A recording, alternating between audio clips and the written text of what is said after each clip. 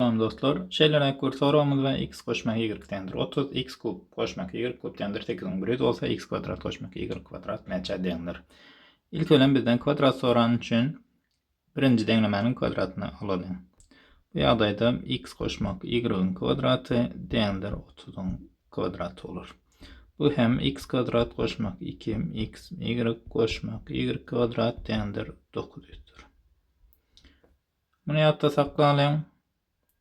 İkinci denklememizde x kub koşmak y kub dendir 8'in bürüt verilen. Çep taraf köpeldicileri ayırsak x koşmak y köpeltmek x kvadrat ayırmak x y koşmak y kvadrat dendir 8'in bürüt. X koşmak y'ın bakasını bilen 30'a den bu. Demek bu yayımız 270'e den olur. Demek x'in kvadratı ayırmak x y koşmak y'ın kvadratı dendir 270. Bir de tədavür denkleme sistemimiz oldu. Yukarı denklemeden aşağı denklemenin ayırmamızda x kvadrattan x kvadrat ayıran ne oluyor? Bunlar yok.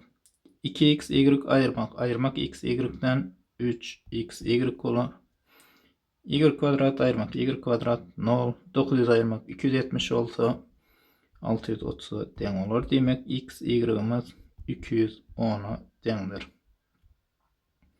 Şimdi şu iki denkleme sisteminden şulardan istenlik birini alıp biliriz. Aşağı kıyın alalım. X kvadrat ayırmak x y koşmak y kvadrat dendir 270.